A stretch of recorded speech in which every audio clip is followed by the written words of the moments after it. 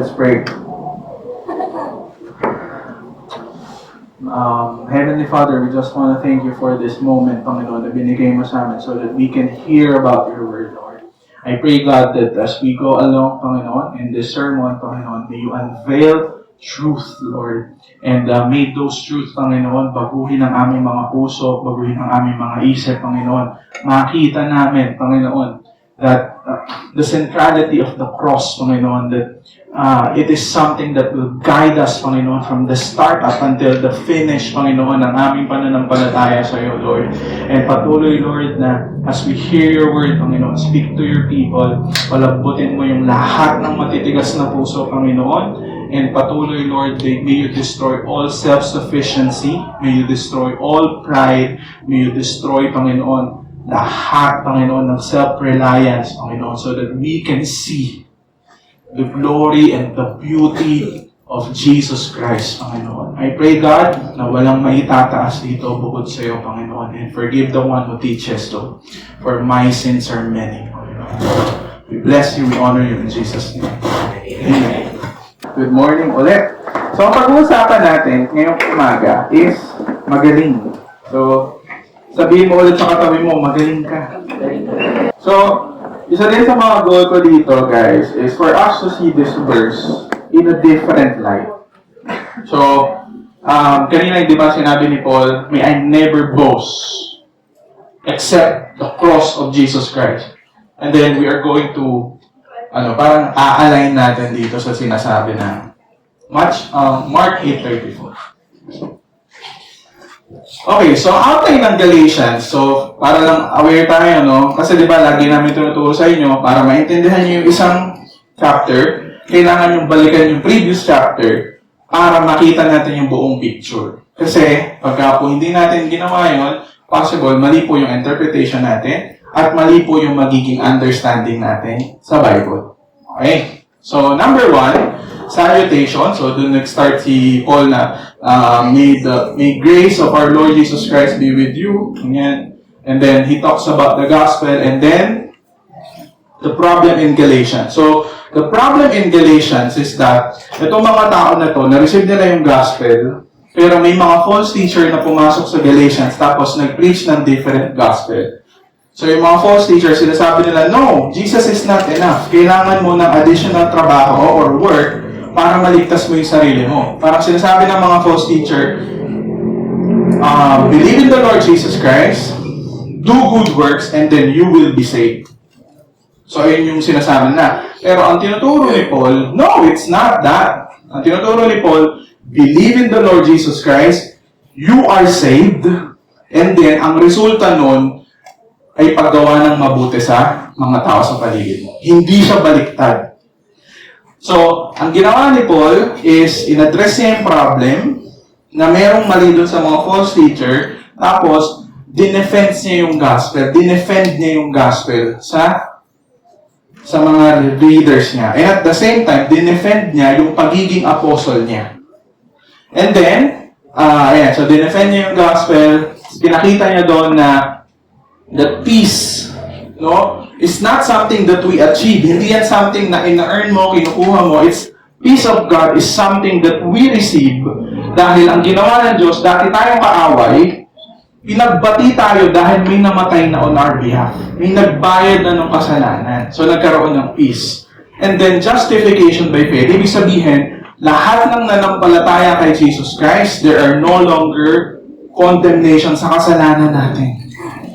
Diba lagi natin sinasabi, if you are being condemned ng kasalanan mo, there is something wrong because you are not believing what the Bible teaches that there is now no condemnation for those who are in Christ Jesus.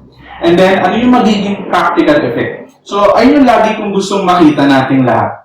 That when you read a book in the Bible, like for example, Galatians, hindi siya disconnected. From chapter 1 hanggang chapter 6, iisa lang yung gusto niyang sabihin. Pero magkakasunod-sunod yun. Pinapakita niya yung truth, tapos ang gagawin ni Paul, pag pinakita niya yung truth o yung gospel ni Jesus Christ, ito yung magiging resulta. So, kasi minsan, di ba, pag binasa natin yung chapter 6, parang feeling natin, hindi na kasama to dun sa sinabi niya na nauna. Mali po yun. Connected po yun from chapter 1 hanggang chapter 6. Pero kasi minsan, pag nagbabasa tayo, feeling natin, di na siguro. Kasi pansinin nyo he talks about conceit. Chapter 5, verse 26. Tapos, sinasabi ni Paul, para hindi ka maging conceited, boast about the cross of Jesus Christ.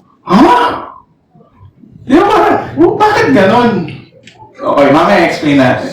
And then, personal appeal and not to abandon the gospel ay yung ang huling-huli. And then, yung benediction niya. Ng verse 8. Okay, so alam naman natin lahat, no? Maniwala ka sa Diyos o hindi ka maniwala sa Diyos, you know down deep that you are created to serve and honor the Lord. And down deep, longing ang puso natin to hear, well done and faithful servant. Well done and good and faithful servant. Sorry, kulang. So, di ba lagi natin narinig yan? I still remember when I was still in high school, I always hear to Tatay Ed, na lahat tayo, longing tayo doon. Nasabihan tayo ng Diyos, well done, good and faithful servant. Kaso, may problem sa atin. Yung longing ng puso natin to be recognized, to be known, at maipakita yung halaga natin sa ibang tao, came. Bakit daw may longing na ganon? Because we don't have the well done of God because we rejected Him. Diba? Nagkasala tayo and then we rejected Him and then we run away from God. That's why wala yung well done ng Diyos sa atin. Wala yung pronouncement ng well done kasi nga nireject natin And then we desire to acquire it through our own effort at the expense of other people.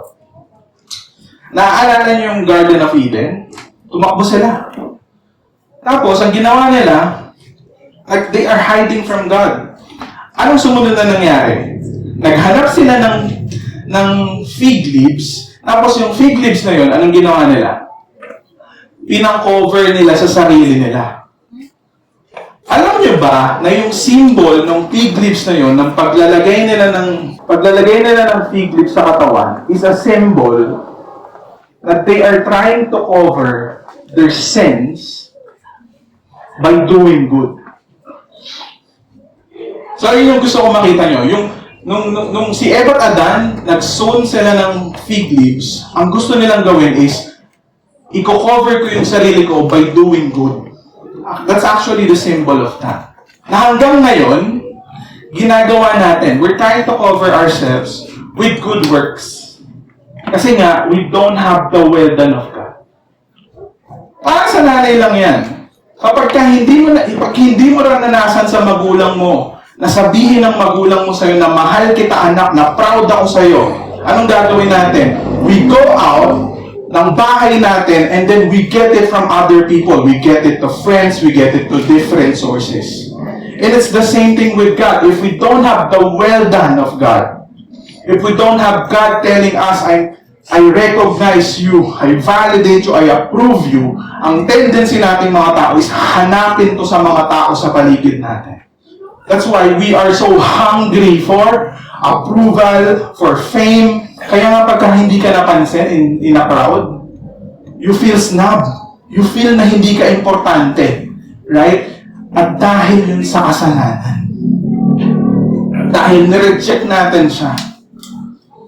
Okay. Sabi ng Galatians, let us not become conceited. So, papakita ko sa inyo na magkakatahiyan. Mula chapter 5 to 26, down to chapter 6, magkakatahi lahat ng sinabi ni Paul. Hindi siya disconnected. Let us not become conceited, provoking one another, and envying one another. So, punta tayo sa word na conceited. Ang word na conceited sa Bible is kenodoxos. Sabi mo sa katabi mo, kenodoxos. Ayan. Sabi mo, pag tinanong ka nanay, ano natutunan mo sa church? Kenodoxos. Sabi ng nanay mo, ano yun? Conceited po. Ang root word, ibig sabihin, empty. So, yun palang sinasabi na, empty tayo. We are, or vain, to be, parang sinasabi ng kenodoxos is, we are empty of glory. Kaya kung mapapansin nyo, maraming mga vloggers ngayon, maraming mga tao na gustong maging famous because they are longing for glory. They are longing for fame. They are longing for the praise of people. Na si Edre ang galing. Na si Eliza Joy magaling. Na si Christian ang galing. We are longing for fame. We are longing for something na magsasatisfy sa puso natin. Pero, ayan, parang sinasabi niya, empty of glory or vainglorious. In other words, yung conceited, best translation niya is vain glory. We are empty of glory. We are empty of approval. We are empty of validation. Para sa mga trabahador, how does it work?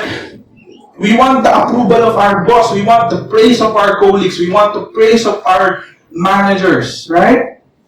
Kasi nga, we are empty. Kaya ginagawa natin, we perform. Why? Para ma-recognize ka. Pero pag di ka na-recognize, parang gusto mo parang ayaw mo na pumasok, ha? Di man lang nila nakita. Kahit sa church, di ba? When you do something, you want people to notice you. It's because you are empty of glory. Ang isang tao na naghahanap ng walang kabuluhan o mababaw na papuri, labis na nagpapahalaga sa sarili o mapagmataas, nagnanais ng pagpuri at pagkilala para sa mababaw na dahilan. Gusto lang natin makilala. Kasi it feels good, sabi ni Billy, di ba? Feel good. Anyway, di ba alam yun? Sabi, to be empty of glory means you are desperate to prove yourself, to the people around you, and to God. Alam naman natin to, di ba? But yung mga students, bakit gusto natin maging magaling sa studies natin? Because we want to prove something. Sa mga trabahador, bakit gusto natin maging magaling na trabahador? Because we want to prove to them na magaling ka. Na worthy ka, na value ka, na kapag umalis ka ng company na yun, mawawalan sila ng magaling na trabahador. Sa school, ganun din. Sa church, we hear people. Pag umalis kami, babagsak yung church na yun. Wow! Diba? Because we are empty of glory. We are desperately proving ourselves. Kanino? Sa sarili mo, sa mga tao sa paligid mo, at ultimately sa Diyos. You want to prove yourself. Na valuable ka, na mahalaga ka, na importante ka. Diba? Kaya nga isa sa pinakamahirap mangyari sa atin, pag pumasok ka sa isang crowd, walang kumausap sa'yo kahit isa, tapos nakauwi ka na. Ay, ito lagi kong ginaano sa mga girls eh. Alam mo, nag-makeup ka, nagpaganda ka, inayusan mo yung sarili mo, pumasok ka ng classroom, hanggang makauwi ka, walang pumansin sa'yo. Parang gusto mo nung, alam mo yun, parang gusto mong tumalon somewhere. Alam mo kung bakit? Because you are vainglorious. You are empty of glory. Samples in the Bible, Tower of Babel, ano sinasabi na, I will make a name for ourselves. Di ba, nabasa na natin yan. Nebuchadnezzar, di ba, yung pride niya. Yung mga Pharisee, di ba? Why do they pray in public? Because, so that people can see it. Why do they do good? Because so that people can see it. Because we want the applause of crowd. Si Herod, di ba? Alam mo yung, during public speech, Herod accepted the crowd's praise, which declared him to have the voice of God and not of man. Can you imagine? These are in the Bible. Paano maging conceited? Number one, maging makasarili ka. Di ba lagi namin sinasabi ni Pastor Rodel? Ang essence ng kasalanan ay hindi paggawa ng hindi maganda. Ang essence ng kasalanan ay pagiging makasarili. Na lahat na lang ng bagay patungkol sa'yo. Sino dito? May mga kaibigan na ganon. Lahat na lang ng bagay patungkol sa kanila. Sila ang bida. Kapag kwentuhan, sila pa rin ang bida. Hindi ka makapasok sa kwento dahil sila nga ang bida. Bida ang saya. Pag pumapasok sa Jollibee, ay na si Jollibee, bida ang bida. Di ba? Ano tawag sa mga pabida man. Di ba? Sa mga classroom, pagka, ako, nandiyan na si pabida man. Okay. eh. Ano pa? Kayabangan. We always boast. Diba? Pagkilala. Pagnanais ng papuri.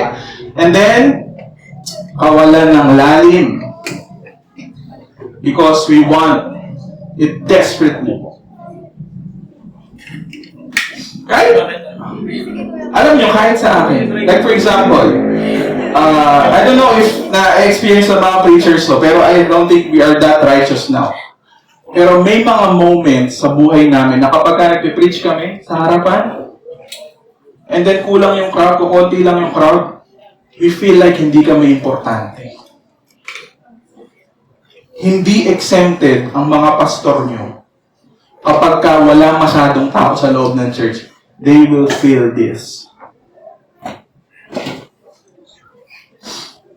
Ayon kay Martin Luther. Okay, ito. Tinanong kay nanay nyo, anong natutunan mo sa church, anak? Sabi ni Martin Luther, ang pinakadiwa ng kasalanan ay ang pagiging makasarili at ang kawalan ng tiwala sa Diyos. Dalawa daw, pagiging makasarili at kawalan ng tiwala sa Diyos. Tinawag niya ito bilang incurvatus in se. Yan, di ba? Pag tinanong ka, anong nato? Incurvatus in se. Tapos tinanong ka, ano yun?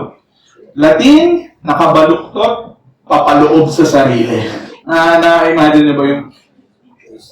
Di ko maano.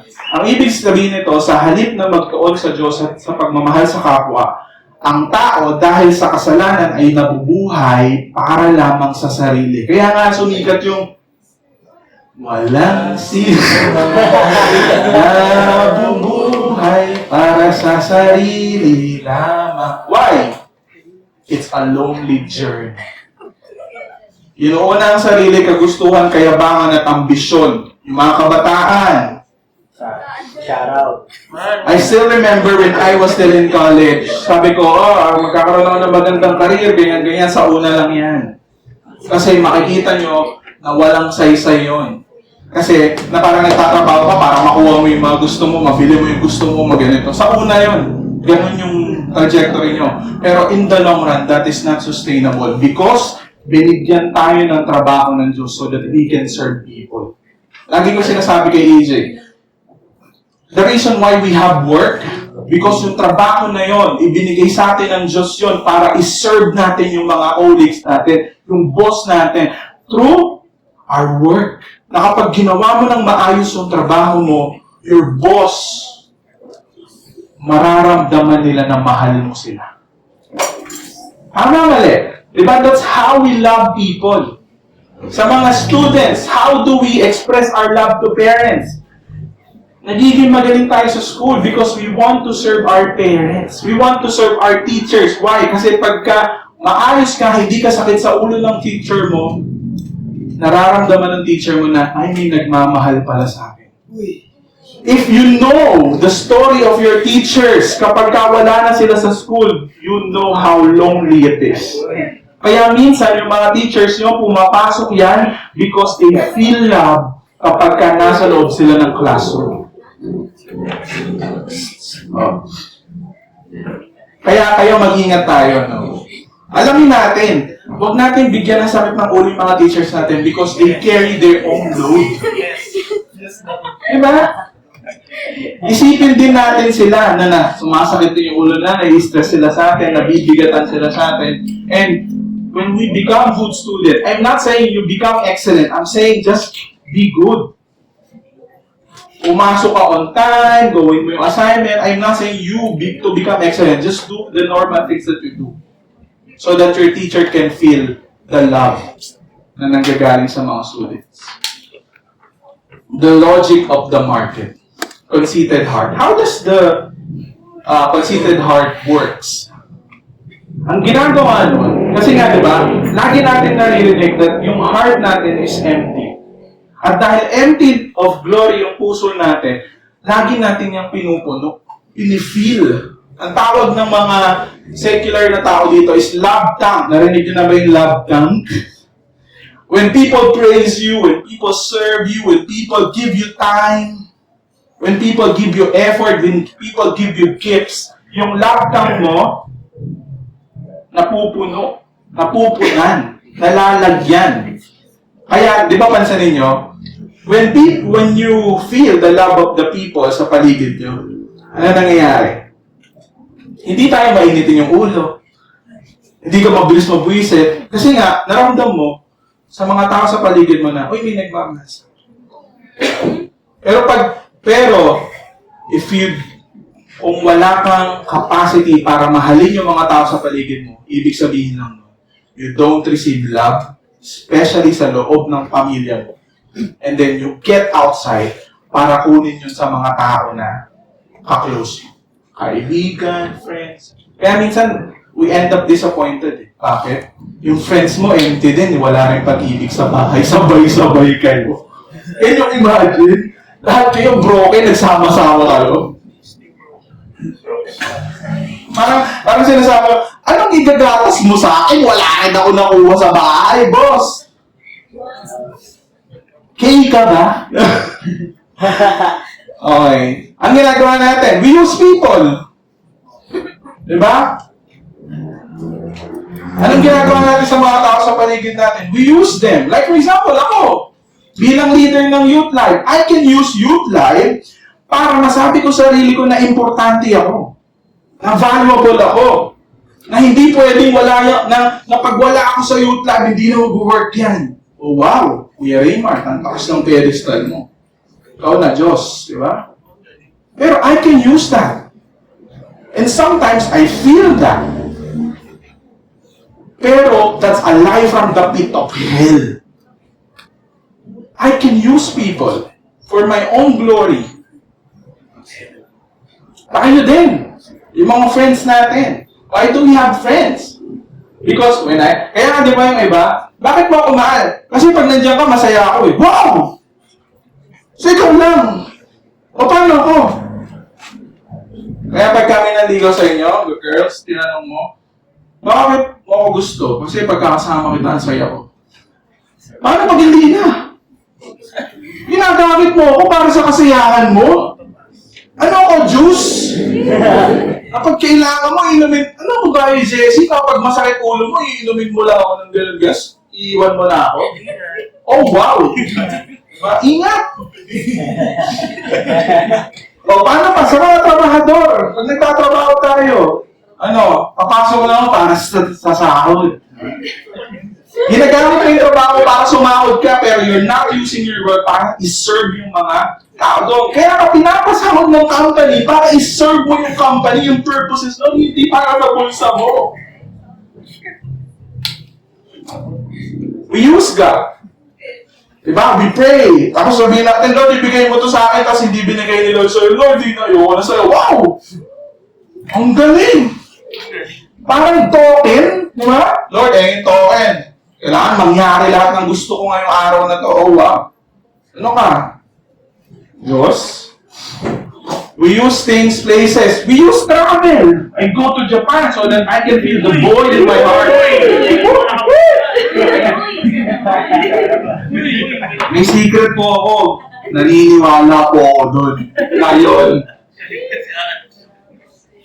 Pero, for sure, afterwards, disappointed din ako. Bakit? 5 araw lang kami doon. 5 araw lang tatanggal yung sensation. Parang droga lang yan. Yung happiness is like a drug. Hanggat nandyan, masaya ka, pero pag nawala na yan, kailangan mo pa ng mas marami pa. Kaya nga, we feel empty afterwards eh. Kaya pansin nyo, pag nandito ka sa church, ang saya. Pag uwi mo, ano nangyari? Bumaba na yung sensation, bumaba na yung dopamine. Achievements, di ba? Yung una sa top 1, Maris! Pag uwi ng bahay, sabi ng nanay mo, ang buti pa yung kapitbahay natin. Ito yung grade. Tapos yung dopamine nag-spike pababa. Kinumpare ka bigla.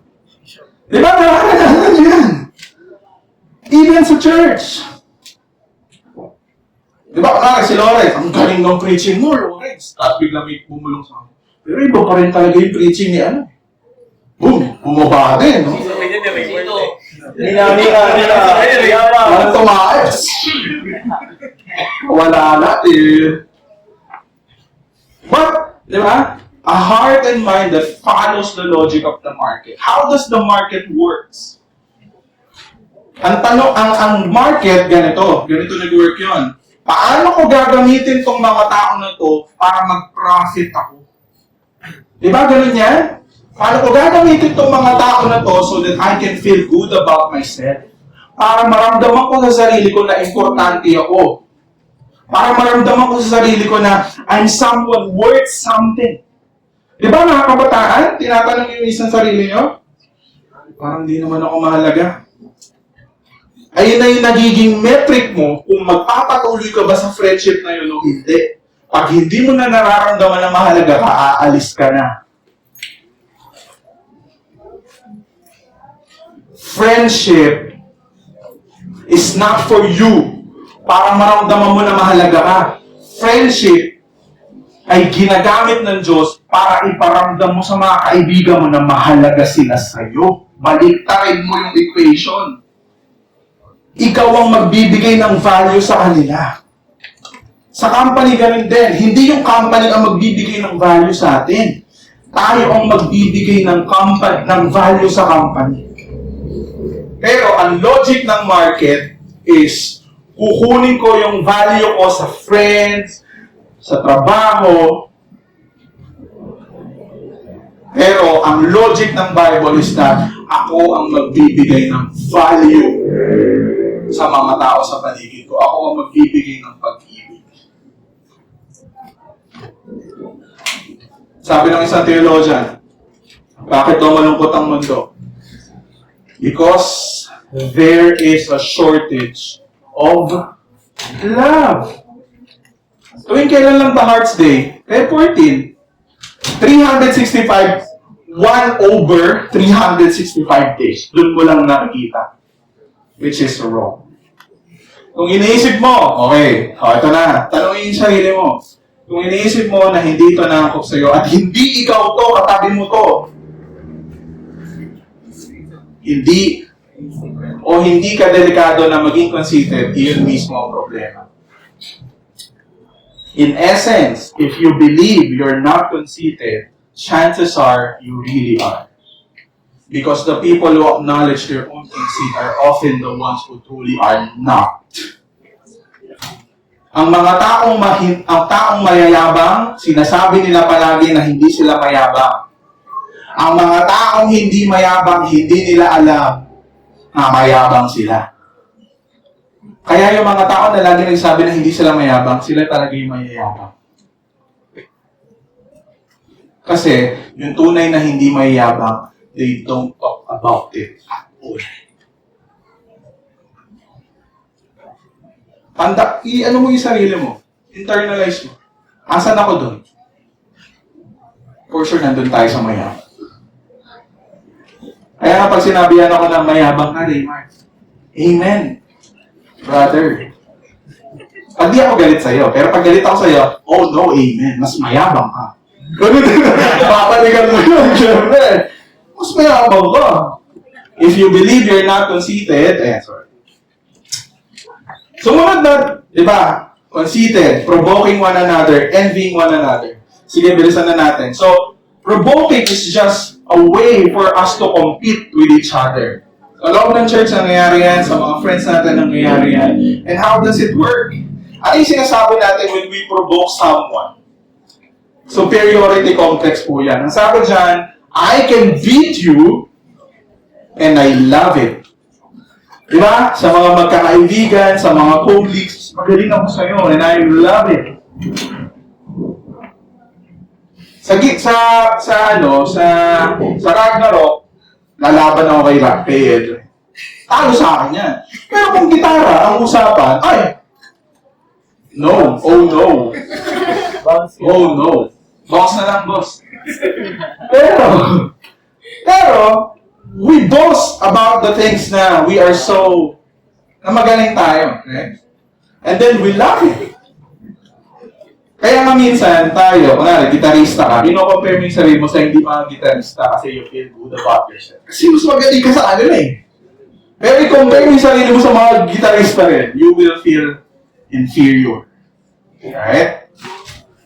So yung provoking, ibig sabihin yan, superiority complex. And then yung envying one another, yung word na envy, comes from the Greek word pitonos, and then alelus. Medyo mahirap basahin. Pero, siyempre, hindi na natin masyado kaya. Ang ibig sabihin lang ng envy is inferiority complex because I can beat you and I hate it. Di ba? Yung mga magagaling tayo sa mga estudyante, mayroon kayong tinuturing na mga rivals nyo. Pero pag mas mataas ang grade nila sa'yo, you hate it. Because you can't beat them. Kaya ang gagawin mo, maghahanap ka ng ibang amin. Hindi ko kaya sa grades, ha? Pagandahan. O ano? Paano na yun, boss? Kasi gano'n eh. Pag alam natin, dehado tayo. Diba? Hahanap tayo ng ibang way to beat them. Si Raymar, di ko kaya talunin sa Ragnarok. Gitara na lang pag-usapan natin. Diba? Gano'n din eh. Nakita nyo yun? Yung isa, superiority complex. Yung isa, inferiority complex. In essence, combining all these problems, we cannot go out and serve other people, which is the next verse. Ibig sabihin, if you are conceited, if you are full of yourself, and you are longing to be praised, to be approved, to be validated by the people around you, ano sinasabi ni Paul? You cannot do the next verses. Kaya parang sinasabi ng mga theologian, yung chapter 6 ng Galatians, sabi nila, ang dapat daw na verse 1 doon is chapter 5, verse 26. Doon daw dapat nagsimula yun. Hindi sa 6.1. 5.26 daw dapat. But, sige, let's move to the next one. Ayan na. Sabi niya, di ba sinasabi ko sa inyo, you give value to people. So, you will be able to do this if you are not full of yourself. Kapag hindi mo lang sarili yung iniisip mo. Brothers and sisters, if someone is caught in a sin, you who live by the Spirit should restore that person gently. But watch yourself, or you also may be tempted. Ayan. Someone is caught in sin. When you say someone is caught in sin, ito yung kasalanan na paulit-ulit niya ng ginagawa. Meron ng patterns of behavior, pero meron siyang ginawang bagay na na-publicize, na nakita ng mga tao. Tapos, ano sinabi niya? You who live by the Spirit. Sa ibang translation, you who are spiritual. Pero ang sinasabi lang ng Bible is that you with the Holy Spirit. Kasi minsan, when we read this, sinasabi natin, yung mga spiritual, yung mga pastor, yung mga nagtuturo sa harapan, yung mga kung ano-ano, yun yung mga expert. Pero sinasabi ng Bible, no, you with the Holy Spirit, lahat ng members ng church na may banal na spirito. Sino yun? Tayong lahat yun. Sabi niya, meron daw tayong trabaho that we should restore yung mga tao na nagkasala. Is that the one that, ayun ang ginagawa natin pag may nagkasala? Or we are the first one to throw the stones? Kasi may dalawa tayong pwedeng gawin. It's either i-restore natin yung tao for her good or for his good, or hindi natin siya i-restore para maging dependent sila sa atin, because the more na dependent sila sa atin, the more we feel good about ourselves. May mga ganun po na ang pagtulong paunti-unti lang para maging dependent yung tao sa'yo. Kasi you feel good about it. You feel good helping people. Maraming mga story ganun. Pero sinasabi ni Paul, no, that's being conceited. Ginagamit mo yung tao mo, yung ibang tao, para i-fulfill yung longings ng puso mo. Para you feel good about yourself. Umansik. Seryoso eh. Pero sinasabi ni Paul, no, don't let people be dependent to you because you are most likely na maging conceited ka. Na ginagamit mo sila for your own happiness and good. Sinasabi niya, you restore them. Turuan mo silang maglakad. Turuan mo silang lumakad sa Panginoon. Ma-restore yung relationship nila sa Panginoon. Na hindi tayo yung unang pupuna. Paano niya nagawa yun? Akala ko ba nag-church yan? Diba? Sometimes we are like that. Church ka pa, nagbabasa ka pa ng Bible, tapos ganyan. Nagmumura ka? Nagulat ako sa'yo dun, brother. Oh, brother. So, alam niyo po, kapag tayo yung unang nagpupuna, manood na lang tayo ng news. Pag may pumatay, ano sabihin natin? Grabe, paano niya nagawa yun? Wait. You're forgetting that you're a sinner too. Makasalanan ka din that you are a murderer too in the sight of God without the intervention of Jesus Christ. Wag na wag po tayo na tayo yung unang pupuna kapag mayroong nagkasala and we will be the first one to throw the stone. Ano lagi ko sinasabi sa ating lahat?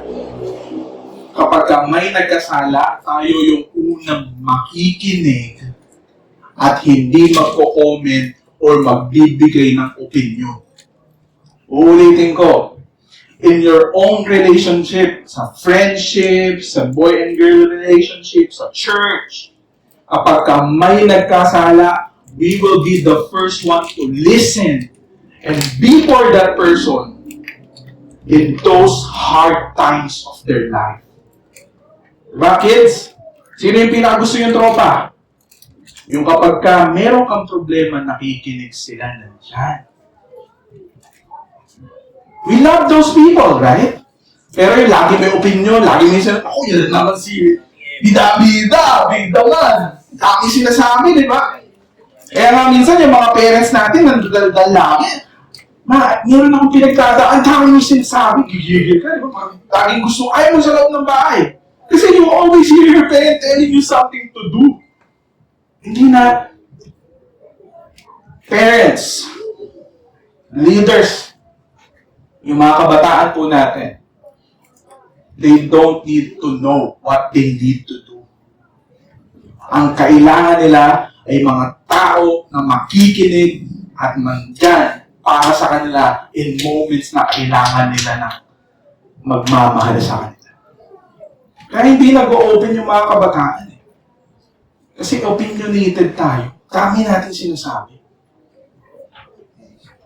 Sorry. But watch yourself or you also be tempted. Ang sinasabi ni Paul ganito, tayo na nagbibigay ng advice, tayo na mga nagre-restore sa mga tao na nagkasala. Ang sinasabi ni Paul, hanggang sa mamatay tayo, hindi tayo magiging perfect sa paggawa nito. Bakit? Prone tayong magkasala. Ito po, yung mga tao na nasa taas ngayon, yung feeling mo wala kang problema, feeling mo wala kang masyadong kasalanan, feeling mo okay ka.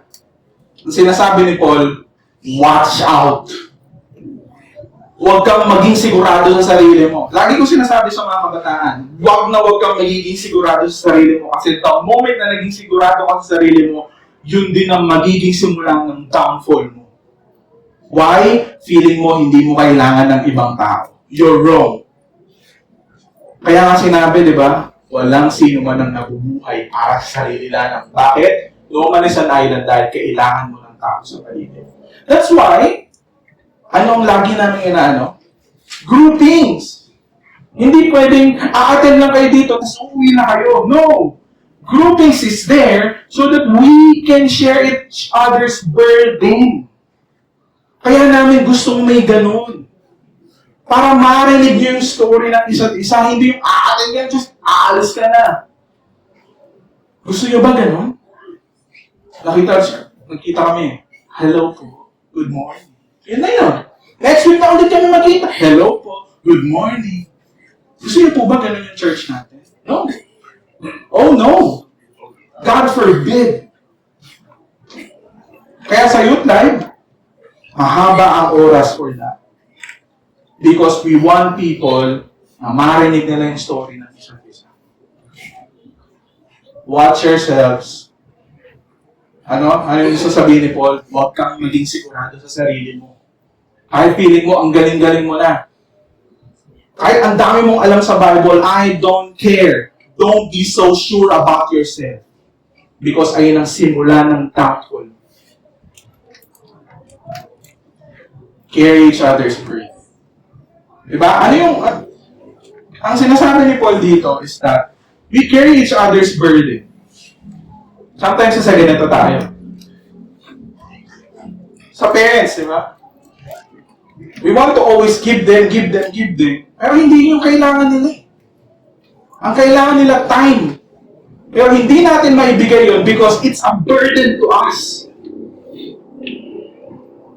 At kapag ka-burden na siya sa atin, ang tendency natin, hindi ko gagawin yun. Kahit sa akin bilang leader ng youth. Kapag after ng youth live, dahil ayoko na silang kausap, uuwi na kaagad ako. Ayoko silang kausap. Nabibigatan ako. Gusto kong manood ng k-drama. Gusto kong umilakan. Because I don't want to carry their burdens. Pero, I keep on telling myself na, no, you need to be there for them. You need to listen to them. Kahit wala kang nakukuha dun sa relationship, kahit hindi ka kumikita dun, you listen to them. You give your time, your effort, your energy, you cook for them. And binibigyan mo sila ng pagkain and all of those things because you want to carry their burden. It's hard. For the pastor, sa ating lahat, how do we become active? Mag-spend time tayo sa mga tao. Not just a Sunday, but also on a weekday. It's a challenge for every one of us. We give. Maraming mga tao nag-church, nagbibigay lang ng pera. We don't need your money. We need your time. Parents, ganun din. Akala nila, it's all about giving. Napupunta ng ibang bansa. No! They don't need the money. They need time. They need you to listen to them. And that way, nakikarry mo yung burden ng mga tao sa paligid. Kasi, bakit? Yung pagbibigay ng pera, hindi yung burden sa atin.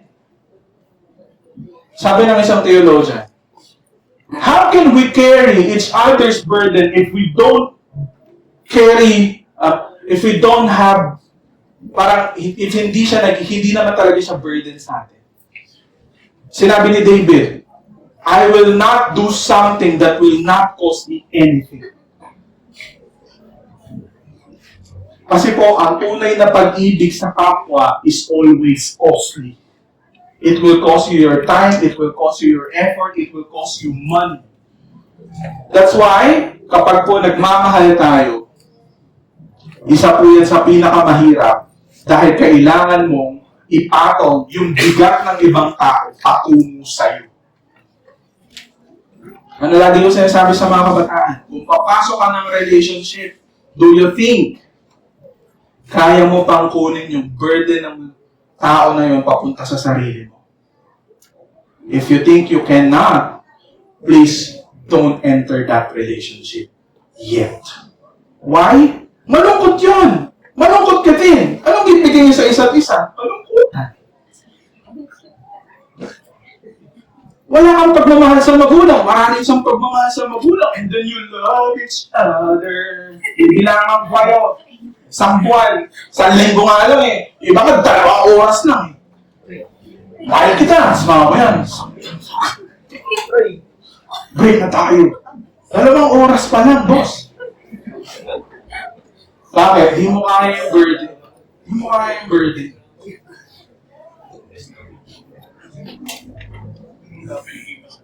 This is, paano sinasabi, ano yung law of Christ? Love one another. Ay, sorry. Ayan. Mahalin mo yung ibang tao katulad ng pagmamahal mo sa sarili mo. You think you can do that? Kung ano daw, pag bumili ka daw ng sapatos sa sarili mo, bilan mo din daw ng sapatos yung mga kasama mo. O, doon na lang tayo sa sapatos. Tignan natin kung kaya natin gawin. Diba? Bumili ka ng cloud. 13,000. Sabi ng Bible, mahalin mo yung sarili mo katulad ng pagmamahal mo. Ay, mahalin mo yung ibang tao, katulad pagmamahal sa sarili mo. Pag bumili ka ng sapatos, bilan mo din sila ng sapatos. Do you think you can do that? No. Oh no. Nakita mo, it's a heavy weight.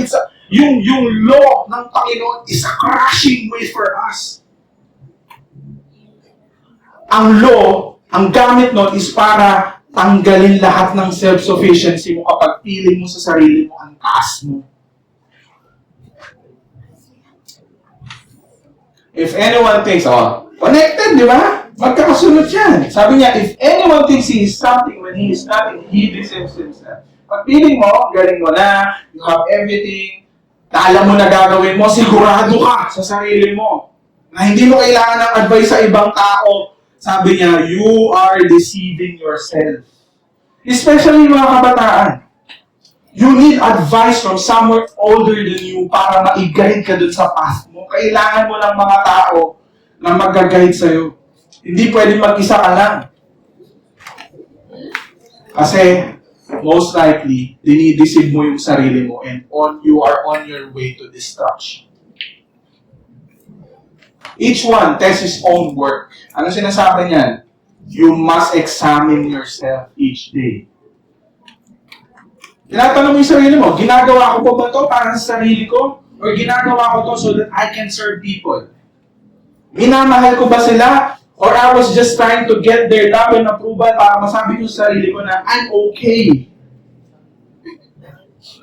Then, his reason to boast will be in himself alone and not in his neighbor. For each will have to bear his own load. Yung word na load dyan is different from the word na burden. Yung load is like a cargo weight. So, ang sinasabi lang ng Galatians, or itong verses na to is that you need to understand. Di ba kasi, yung naalala niyo kay Peter tsaka si John, nag-uusap si Peter, saka si Jesus. Sabi ni Lord kay Peter, alam mo, mamamatay ka sa pananampalataya mo. Tapos biglang dumaan si John. Sabi ni Peter kay Lord, how about him? Siya! Paano siya mamamatay? Sabi ni Lord sa kanya, I will just tell you your own story. Hindi niya sinabi kung ano yung story ni John. Sabi ni Lord, I will just tell you your own story. Why? Because si John, meron siyang sarili niyang load. Kaya tayo mga tao, do not be quick to judge. Why? Hindi mo alam ang pinagdadaanan ng ibang tao. Huwag tayong opinionated, huwag tayong masyadong comment ng comment. We must be the first person na makakaintindi na yung mga tao na to, kaya nila nagagawa yung mga bagay na yun because meron silang burden na dala-dala nila na kapag ka nadala mo din yung burden na meron sila, kaya mo rin gawin yung ginagawa nila. How does it work? Nakakita ka ng mga pumapatay, mga kung ano-anong nakikita mo sa TV, ang sama-sama ng mundo, ganun ka, di tayo mag-react. No. Ang sinasabi ni Paul, you need to see it in the lens of the gospel. Ano sinasabi ng Bible? You are nothing. You are a sinner. You deserve the wrath of God.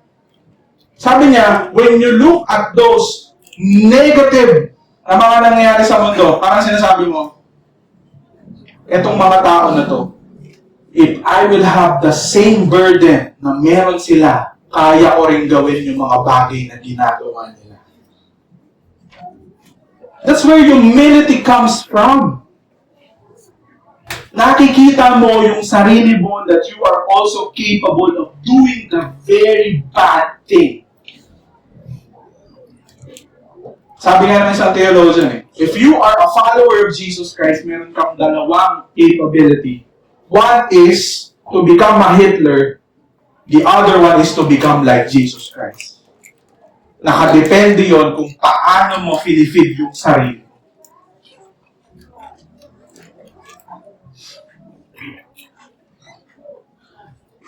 Do not be deceived, God is not mocked whatever He saw. Ayun yung sinasabi ko kanina. Siyempre, if you feed, you don't read the Bible, you don't go to church, what do you think will happen to you? You are most likely be destroyed by your own actions and decisions dahil feeling mo ang galing mo.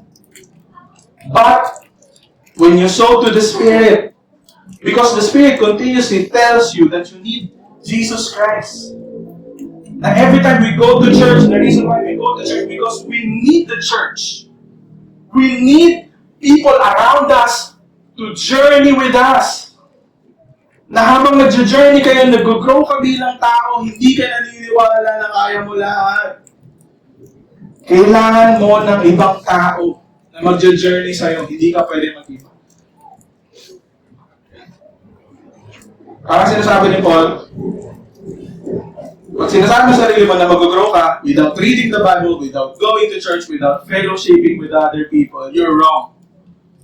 Sa tingin mo mag-grow ka doon? Oh no, you will reap what you sow. But, if you practice those things, eventually, magbabago yung buhay mo because by reading the Bible, by going to church, and by fellowshipping with other believers, you are most likely mafo-form ka, mamomold ka according to His own likeness, Christ likeness.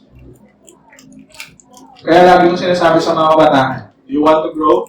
Alam mo saan mag-i-start? Ayaw mo gusto ng Bible? Just attend. Just attend.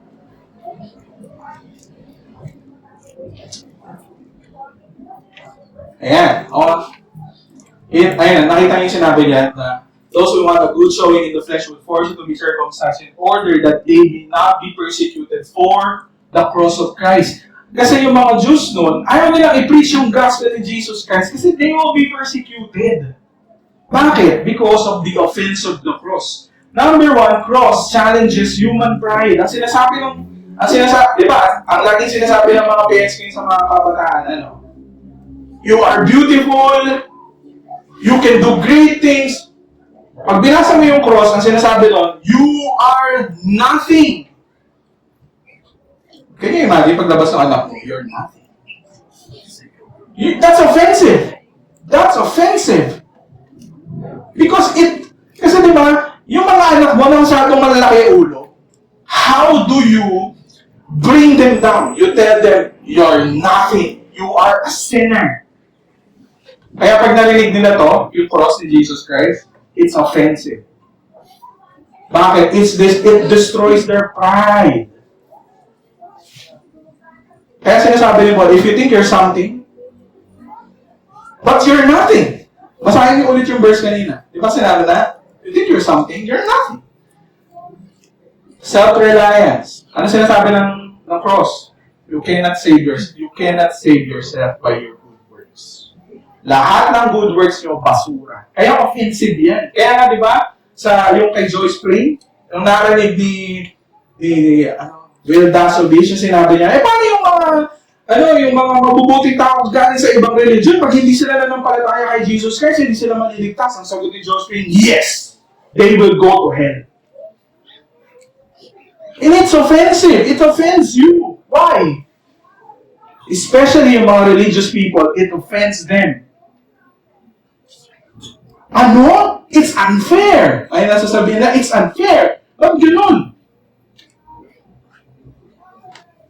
That's why the cross is so offensive. It offends religious system. Parang sinasabi ng cross, lahat yan, yung mga rituals nyo, lahat yan, basura yan. Walang kahit ano dyan na magdadala sa'yo sa langit. Exposes the depth of human sin. Ang sinasabi dyan is, the cross displays the justice of God sa kasalanan. Anong sinabi sa Exodus, yung binasa natin? Na He is a God who will show His justice to generation and generation. Na walang kahit isang kasalanan ang hindi mapaparusahan. Kaya the cross is the ultimate display ng justice ng Diyos sa kasalanan. Na hindi basta-basta pwedeng patawarin yung kasalanan natin. Na kailangan may mamatay para sa kasalanan natin lahat. Na hindi pwedeng sabihin ni Lord, no, okay lang yun. Marami na naman lang gawang mabuti. Oh no! Ang sinasabi ng Bible, lahat ng ginawang mabuti, basura lahat yan. Kaya it's offensive. Na hindi mo kayang pagbayaran yung kasalanan mo. Dahil yung good works mo, may bahid din ng kasalanan. Na even your best deeds are basura sa harap ng Diyos. total allegiance, rejects world wisdom. Ang dami, di ba? It's a total offense. Share ko sa inyo. Ultimately, the cross is offensive to use dahil it tells us na wala sa mga bagay na ginawa natin can merit or earn. Ano yun? Ultimately, yung well done ng Diyos. Kasi akala natin, kapag follower ka ni Jesus, be a very, very good follower of Jesus Christ and then the well done of God will be given to you. Oh no, that's religion. That's not Christianity and that is not biblical Christianity. That's religion. Sinasabi ng Bible is that none of those things can get the well done of God because all our works are tainted by sin. Even if you are already a follower of Jesus Christ, even yung good works mo ay may dungis ka ng kasalanan. Kaya hindi siya magiging acceptable sa harapan ng Diyos. Because He is holy and just. Kaya sinabi ni Paul, kaya na sinabi to, may I never boast except in the cross of our Lord Jesus Christ, to which the world has been crucified to me and I to the world. Neither circumcision nor circumcision means anything. What counts is a new creation. I-explain ko sa inyo paano binatel nito yung pagiging conceited nating mga believers in Jesus. How do we battle conceit? Then, by boasting in the cross of Jesus Christ. How do we battle conceit? By boasting in the cross of Jesus Christ. This is how it works. Thesis. Ito yung thesis ko. Sa mga nagtitesis na. Lahat ng maling behavior, especially yung pagiging mayabang, magiging conceited, ng tao happens dahil sa mga bagay na ipinagmamayabang nila. So if you want to change, look at what you boast. Sino dito gustong mabago? Sabi ni Paul, tignan nyo yung mga bagay na pinagmamayabang nyo. Alam nyo kung bakit hindi kayo mabago? Hindi tayo mabago because meron tayong ibang ipinagmamayabang apart from the cross of Jesus Christ. Ano yun? Bibigyan ko yun ng sample. Sabi ni Paul, kung gusto daw natin mag-grow as a follower ni Jesus, mabago at maging victorious sa walk natin sa Panginoon, we must learn to boast in the cross of Jesus Christ. Tayo po ba? Pinagmamayabang po ba natin yung cross ni Jesus Christ? Sa sarili na lang po natin. I can say no. Pero ito po yung gusto ko makita nyo. Si Paul po ito. This is the apostle of Jesus Christ. Kung meron mang mature sa ating lahat dito, kahit pagsamasamahin po natin yung maturity natin, we can compare to Paul. Pero ang sinasabi niya, if you want to mature, if you want to grow in the Lord, you must boast of the cross. Okay, how does it work? Ano ang mga bagay na ipinagmamayabang mo every time people criticize you? Ano yung lumalabas sa bibig mo pag kinikriticize ka ng ibang tao? Ano sasabihin natin? Mabuti akong parent. Magaling akong parent. Ang palaki ko ng maayos sa mga anak ko. Ayun yung mga pinagmamayabang natin, di ba? Sa mga workers, I've been in this company for how many years? Sa mga students, I've been a good student.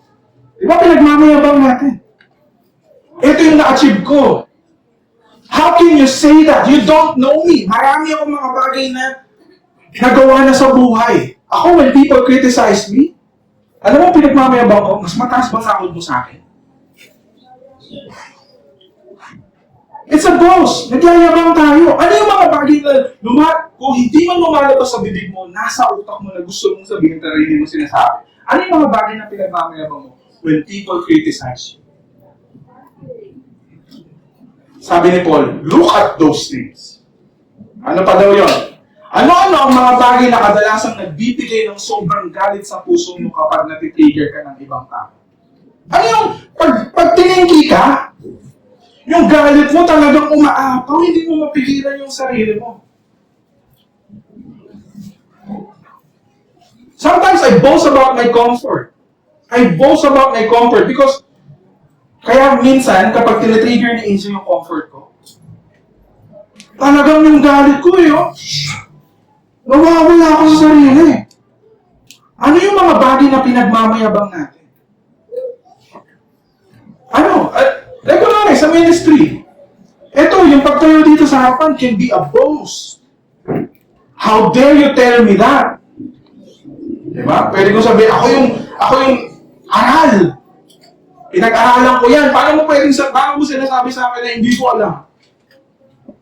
Ano yung mga bagay na pinagmamayabang natin? Ano yung madalas na tinitrigger tayo doon sa ultimate na galit natin? Talagang yung galit mo is umaapaw. Hindi mo mapigilan. Ano yung mga bagay na yun? Okay, ano pa daw yung iba pang question? Okay, makinig. Patapos na ako. Ano pa daw yung mga bagay na dapat itanong mo sa sarili mo para malaman mo yung mga bagay na pinagmamayabang mo na sumisira sa buhay mo? Ulitin ko, yung mga bagay na pinagmamayabang mo apart from Jesus Christ or the cross of Jesus Christ are the things na nagsisira sa'yo. No matter how good they are. It can be your family, it can be your career, it can be something na good things. Sabi nga ng isang theologian, hindi yung mga bad things ang sumasira sa atin. Ultimately, ang sumisira sa atin, especially tayo mga follower ni Jesus Christ, are the good things na sobrang pinapahalagahan natin more than Jesus Christ. Ano yung mga bagay na nagbibigay ng word sa akin? Number 1. Ano yung mga bagay na palagi kong kinikwento sa ibang tao? Usually, kung ano yung mga lagi mong lumalabas sa bibig mo, ayun yung mga bagay na pinagmamayabang. Kaya yung mga parents, di ba, yung anak ko na yan. Yung pangalan ko na yan. Yung tatay ko, lagi yun. Yung anak ko na yan, dito nagtatrabaho. Yung mga gano'n. Ano pa ba? Ito, what am I afraid to lose? Especially yung mga bagay na takot kang mawala sa'yo, pinagmamayabang mo. Ano yung mga bagay na pinagre-relayan mo in times of trouble? Usually, ang naisip natin dyan, pera. Diba? Pera, o kung hindi man pera, friends. Ito maganda. Ano yung mga bagay na kinaiinggitan mo sa ibang tao? Sabi ni Paul, if you want to know kung ano yung mga pinagmamayabang mo, tignan mo kung ano yung mga kinaiinggitan mo sa ibang tao. Most likely, doon mo makikita. How do I react to criticism or failures? Kapag ma-criticize ka, lumilipad. Ako, usually yung galit ko, lumilipad tuwing kailan, pag kinikriticize yung theology ko. Why? Pinagmamayabang ko yung theology ko. Kaya pag may nagsabi sa akin, Raymart, mali ka, di ko matanggap. Alam mo yung parang,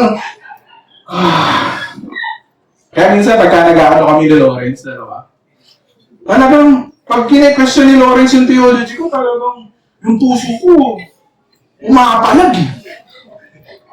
Pero thanks to Lawrence, no? Nag-iiba na yung daloy ng puso ko ngayon. Cheers! Gusto ko na dyan si Choki. Sorry. Nasa kanya may parang. Oras ka na. Halik ka. Patakas na ako! Tayo papatay na nga dito. Sige. Okay lang, dito makita si Lawrence. Okay, ito pa. Sabi ni Paul, para malaman mo yung mga pinagmamayabang mo, what do you pray most of the time? Ano yung mga bagay na lagi mong pinag-pray? Okay, tahan nyo to, Lord, ganito. Gawin mo to doon sa mga to. Sabi niya, ayun daw yung mga pinagmamayabang natin. What are the things that I celebrate in myself and others? Ano yung madalas mong sineselebrate sa sarili mo at sa ibang tao? Ayun daw yung pinagmamayabang natin. Kapag nalaman mo na ang sagot, tanungin ulit ang sarili. Naibigay ba ng mga ipinagmamayabang ko yung recognition, approval, at validation na hinahanap ng conceited kong puso? Yung mga bagay ba na pinagmamayabang natin is na-feel yung void ng puso natin lahat. Naibigay ba ng kaibigan mo? Naibigay ba ng parents mo? Naibigay ba ng magandang grades mo? Naibigay ba ng trabaho natin yung hinahangad ng puso natin? The answer is yes and no. Yes, naibigay nila. No, dahil it is not something that I can sustain in the long run dahil it is based on how well I am doing. Alam niyo, isa sa mga pinaka-sad reality ng mundo na to, lahat ng bagay is based performance mo? Sa trabaho. Pumapalakpak yung Diyos mo pag nakuha yung quota nyo. Pero pagka hindi nakuha yung quota nyo, iskabossing. Sa magulang, kapag ang ganda ng grades mo, pumapalakpak yung magulang mo, pero pagka bumagsak ka, hindi kita anak. Sa mga friends, kapag ka nakakatawa ka, pumapalakpak yung mga tropa mo. Pero pagka hindi ka na ayoko na dyan. Boring. Diba? Kapag maayos ang trabaho natin, pumapalakpak lahat ng tao. When we are good to them, pumapalakpak yung tao. Pero, when we are down, ano na, asa na yung palakpak? Wala na. It is not something that we can sustain in the long run because it is based on performance. Nabilang mo na ba ang mga panahon that you have been disappointed ng mga bagay na ipinagmamayabang mo other than the cross of Jesus Christ? Tapos na ako. Number 1. Ito na guys. Patapos na tayo.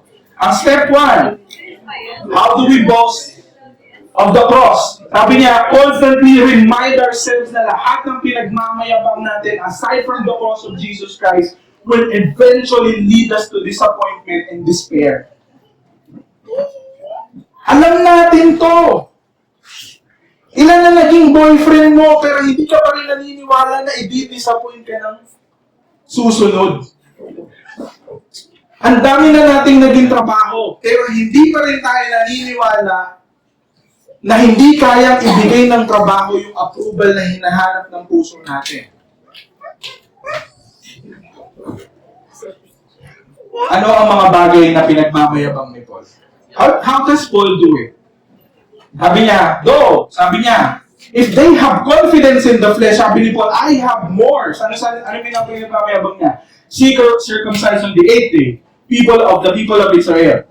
The tribe of Benjamin, a Hebrew of Hebrews, sabi niya. In regard to the law, a Pharisee, a seal, sabi niya, I am persecuting the church.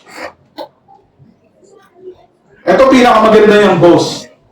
Which I think hindi natin ma-attain kahit sino sa atin dito.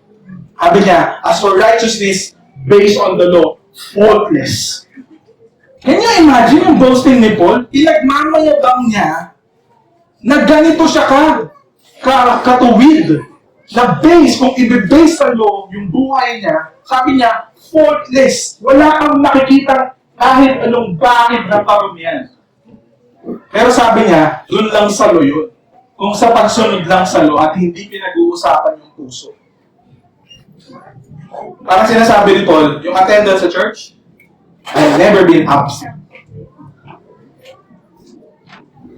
Ito ang listahan na lahat ng bagay na pinagmamayabang ni Paul bago niya makakilala ang Panginoon. Ito kayo ng tanong ko sa ating lahat. May mga nagbago ba sa mga bagay na ipinagmamayabang mo noong una mong nakilala sa Kristo? Ito yung tanong ko sa ating lahat. Tanungin natin yung sarili natin pag mag-isa na tayo.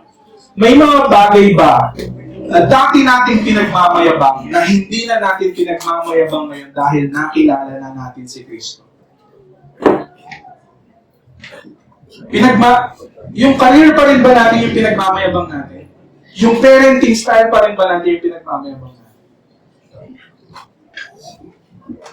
But ito yung sinabi ni Paul. But whatever gains to me, I now considered loss for the sake of Christ. What is more, I considered everything a loss because of the surpassing worth of knowing Jesus Christ my Lord, for whose sake I have lost all things. I consider them what? Garbage. Ano sinasabi ni Paul? Yung pagiging faultless ko sa pagsunod ng law, lahat yun basura. Yung pagtayo ko dito sa harapan sa pagpipreach ko sa mga tao, ito ay basura. Yung pag-lead ko sa youth life, basura. Yung pagiging maayos ko na asawa sa asawa ko, basura yon. Lahat ng works ko, lahat ng pagiging magaling ko, basura lahat yon. Ano sabi ni Paul? Lahat yon basura. But the cross of Jesus Christ. Ito tanongin niyo, ito. Pag na-disappoint kayo ng trabaho nyo, na-disappoint kayo ng teacher nyo, na-disappoint kayo ng parents nyo, you tell yourself, Basura lahat yun. But, the love of Jesus Christ in my heart is what I most cherish and value. Kahit wala yung ibang bagay na yun, I will stand on this ground sa cross ni Jesus Christ.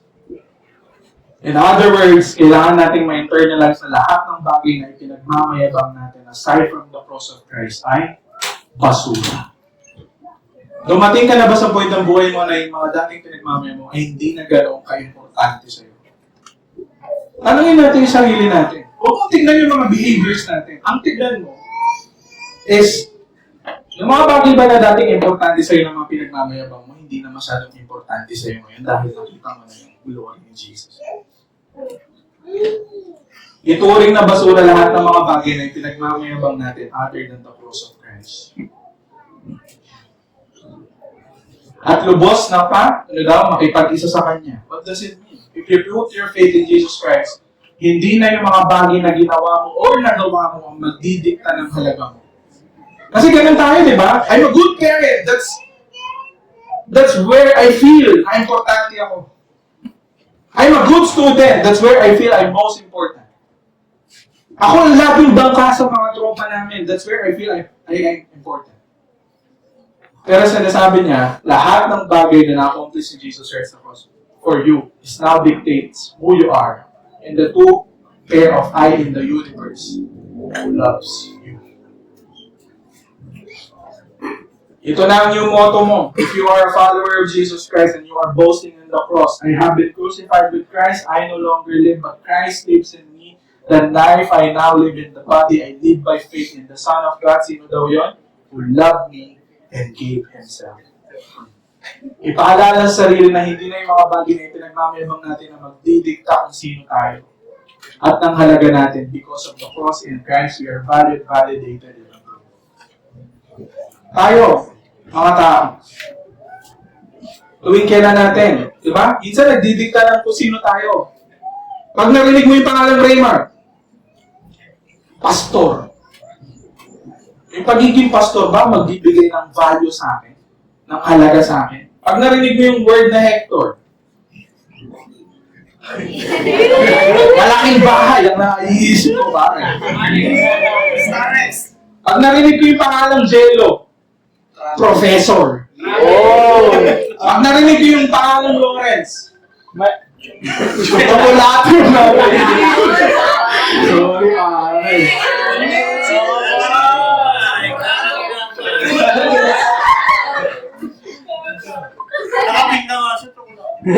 Pag narinig ko yung pangalang Lawrence, theologically correct. Okay, wait lang. Pero ang sinasabi nito, lahat yun basura. Because, ano sinasabi ni Lord? We are, ang identity natin kanino? In Christ. Yung mga bagay na ipinagmamalaki mo sa ibang tao na kilala ka nila, I hope basura na sila ngayon sa'yo.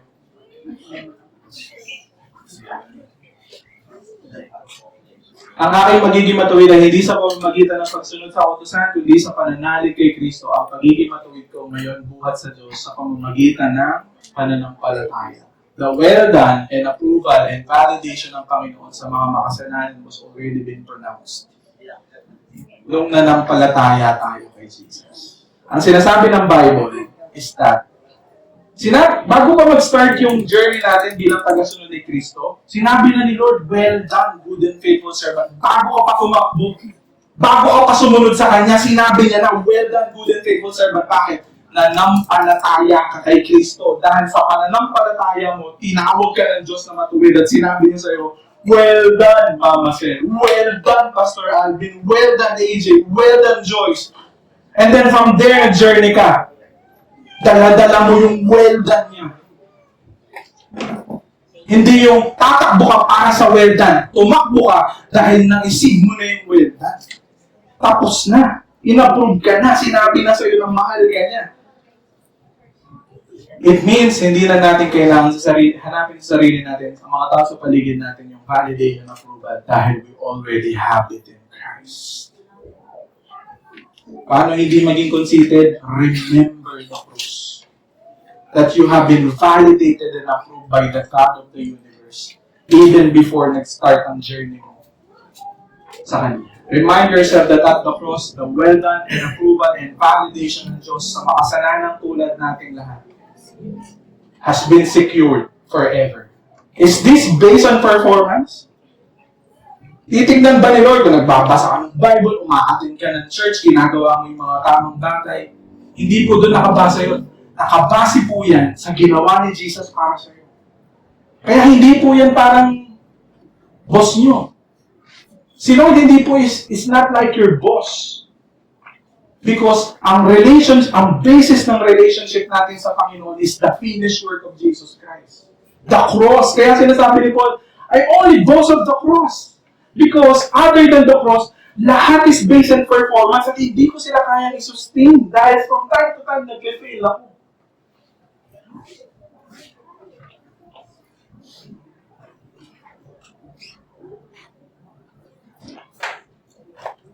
Maba. So, last na. Ano magiging resulta nun? We will not be like the servant dun sa parable of the talents. We will live your life in the shadow of the cross as dearly loved child of the Most High. Live your life in the well done of God, not for the well done. Not for the well done. We no longer need to work for the well done, but enjoy and cherish the well done that has been freely given. Yung well done ng Diyos, hindi po yan pinagtatrabahuhan. Yung well done ng Diyos, freely given yan nung nanampalataya ka kay Jesus. Our talents are no longer a tool to get approval, validation from other people, but an asset for us to serve and love them. Our lives are now marked by Jesus, who did not come to be served, but to serve and gave His life as a ransom to many. We can now live our life with the posture of my life for you and not your life for me. If you understand the cross of Jesus Christ, ang motto mo, my life for you. Hindi yung your life para sa akin. I will not use you.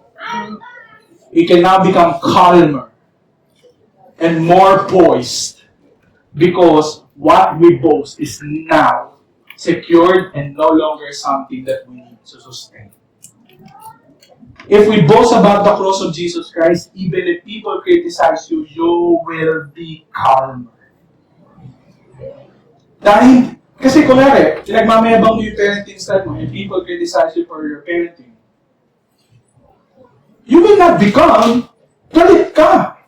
Pero if you don't boast about your parenting style, and you boast about the cross of Jesus Christ, pag criticize ng tao yung parenting style mo, hindi ka magiging defensive. Dahil wala doon yung yabang mo. Kapag criticize ng tao yung trabaho mo, you will not burn in anger. Why? Dahil wala doon yung yabang mo na kay Jesus. Kapag criticize ka ng tao sa ministry, hindi ka naman magaling. You will not be defensive about it because hindi ayun yung bagay na ipinagmamayabang. Because you boast only on the cross of Jesus Christ. Let's pray. Lord, maraming pong salamat, Panginoon, for this time na binigay mo sa amin lahat, Panginoon. Patuloy nga, Lord, na mangusap sa puso ng mga tao, Panginoon. And I pray, God, na lahat ng boasting na pinagmamayabang, lahat ng mga pinagmamayabang namin, Panginoon, may you destroy all of them, Panginoon.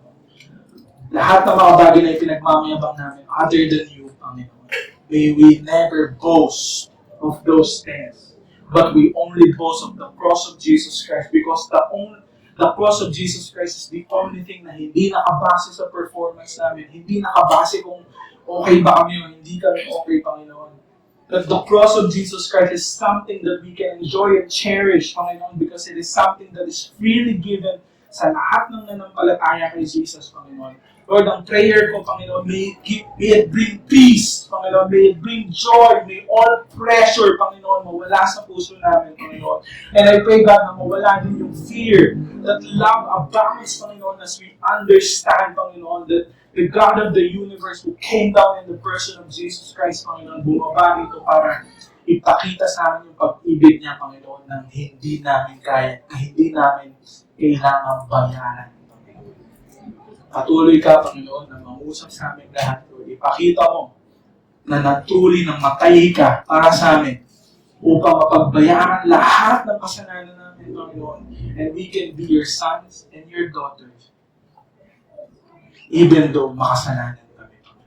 Marami pong salamat, Lord. Continue to speak to your people even after the service. We bless you. We honor you in Jesus' name. Amen.